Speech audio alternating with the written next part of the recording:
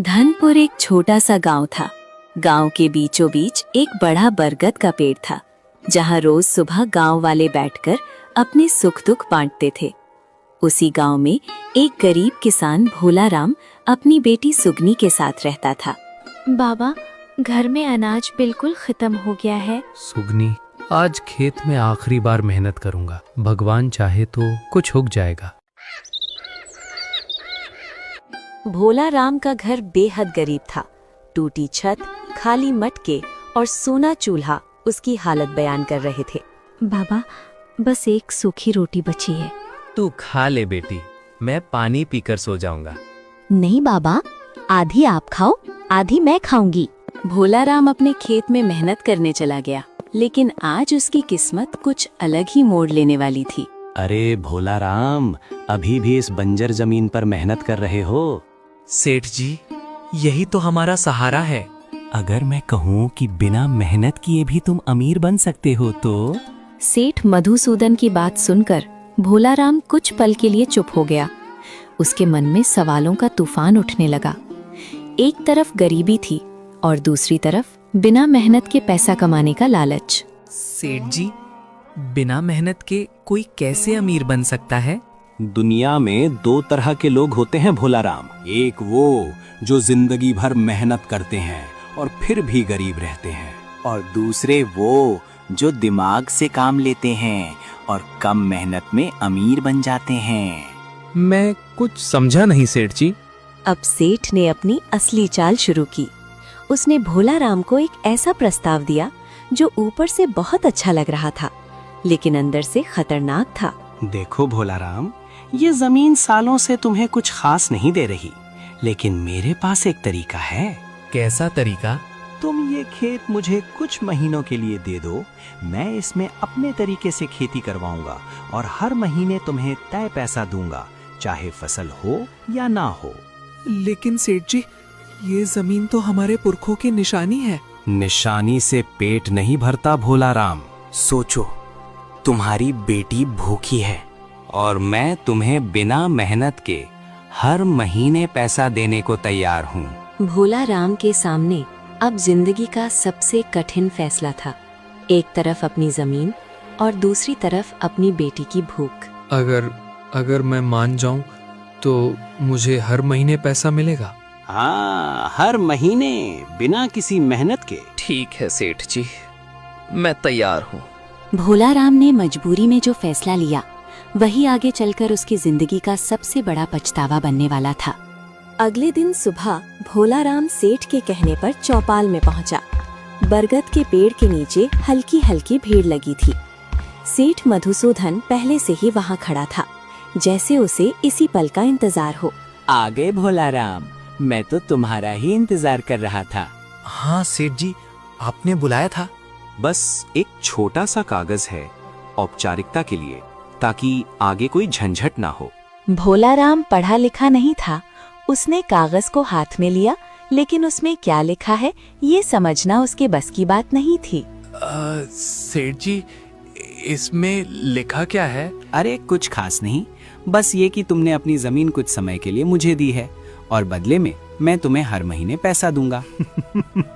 अरे काका, सेठ जी का नाम सुना है ना, इनसे ज्यादा सीधा कौन है गांव में? बाबा, बिना पढ़े मत अंगूठा लगाना। सुगनी, सेठ जी हमारा भला ही सोच रहे हैं। भोला राम ने बिना सोचे समझे उस कागज पर अंगूठा लगा दिया और उसी पल उसकी किस्मत ने एक खतरनाक मोड़ ले लिया। बहुत अच्छा भोला राम, अब सब आसान हो जाएगा। अब ये जमीन हमेशा के लिए मेरी हुई। क्या कहा आपने? अरे कुछ नहीं, तुम बेकार ही घबरा रही हो। लेकिन अब सुगनी समझ चुकी थी कि उसके बाबा से बहुत बड़ी गलती हो चुकी है और सेठ मधुसूदन का असली खेल अब शुरू हुआ था। कागज पर अंगूठा लगते ही सेठ मधुसूदन का व्यवहार धीरे धीरे बदलने लगा। अभी तक जो मीठी बातें कर रहा था, अब उसकी आवाज में घमंड साफ छलकने लगा। अब सुनो भोला राम, आज से ये खेत मेरा हुआ। क्या? लेकिन सेठ जी, आपने तो कहा था कुछ महीनों के लिए। तुमने कागज पढ़ा था क्या? सेठ की बात सुनकर भोला राम के पैरों तले जमीन खिसक गई। उसे अपनी गलती का एहसास हो चुका था, लेकिन अब बहुत देर हो चुकी थी। सेठ जी, मैंने आप पर भरोसा किया था। और मैंने अपने दिमाग का इस्तेमाल किया है। काका, दुनिया भरोसे से नहीं चालाकी से चलती है। ये धोखा है, आपने मेरे बाबा को फंसाया है। सब कुछ कागज पर लिखा है, जाओ जहाँ जाना है। भोलाराम टूट चुका था। वो चुपचाप घर लौट आया। उसकी आंखों में आंसू थे और दिल में पछतावा।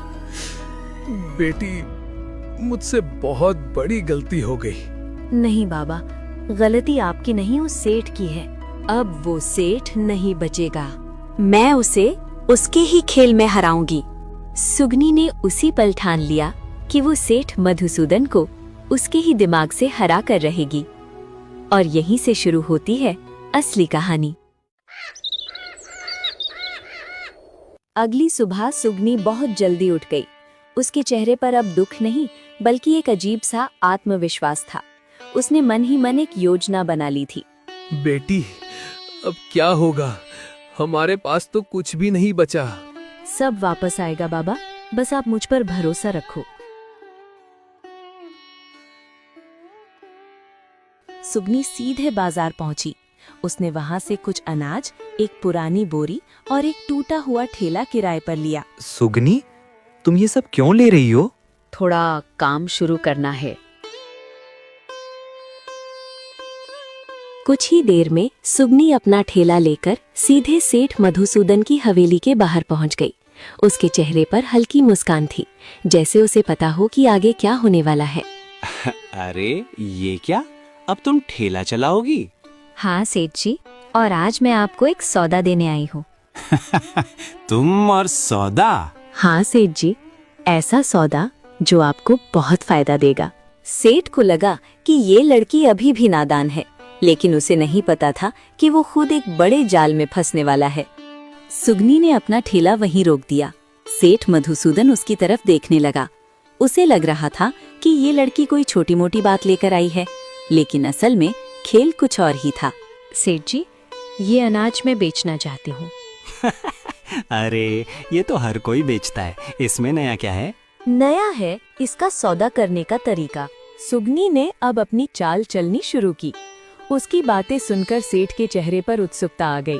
अच्छा, तो बताओ क्या सौदा है? मैं ये अनाज आपको बेचूंगी, लेकिन एक शर्त पर। शर्त? मुझे शर्तों से खेलना आता है लड़की। सुगनी ने अब वही खेल शुरू किया जिसमें सेठ हमेशा दूसरों को फंसाता था, लेकिन इस बार शिकार वही बनने वाला था। मैं ये अनाज आपको उसी हालत में बेचूंगी जिस हालत में ये अभी है। बस इतनी सी बात? हाँ, लेकिन मेरी भी एक शर्त है। बोलो। आप मुझे पैसे भी उसी हालत में दोगे जिस हालत में वो अभी हैं। ठीक है, मंजूर है।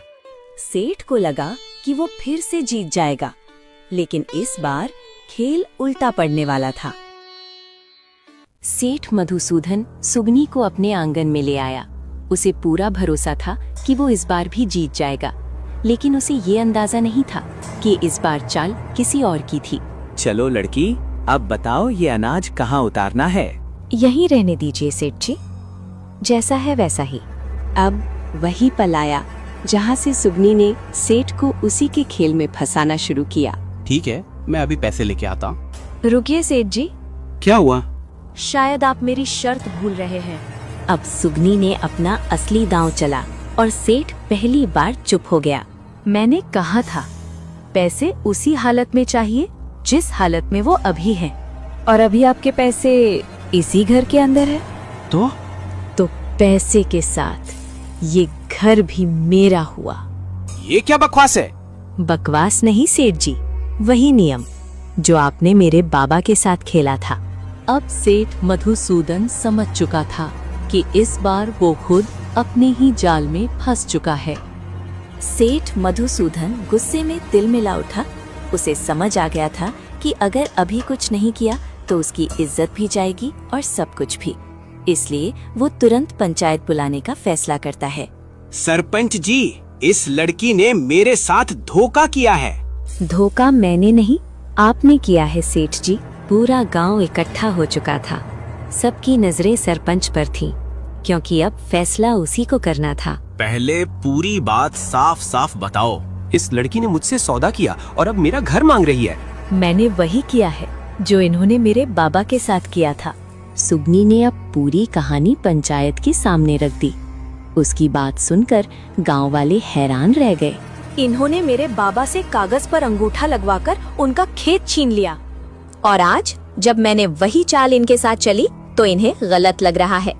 सही तो कह रही है लड़की, सेठ ने पहले गलत किया है। अब मामला पूरी तरह पलट चुका था, लेकिन असली फैसला अभी बाकी था। चौपाल में सन्नाटा छा गया था।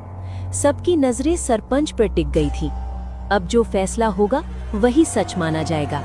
सुगनी, तुम्हारी बात में दम है, लेकिन अगर हम तुम्हारी बात मान ले तो सेठ का सब कुछ चला जाएगा। सरपंच दुविधा में था। एक तरफ सच था और दूसरी तरफ गांव का सबसे अमीर आदमी। सरपंच जी, जब मेरे बाबा का सब कुछ गया था तब किसी ने ये नहीं सोचा। आज अगर आप भी डर गए तो फिर गरीब को कभी इंसाफ नहीं मिलेगा। सुगनी की बात सुनकर सरपंच का मन बदलने लगा। अब उसे समझ आ गया था कि सही क्या है। फैसला सुनाया जाता है।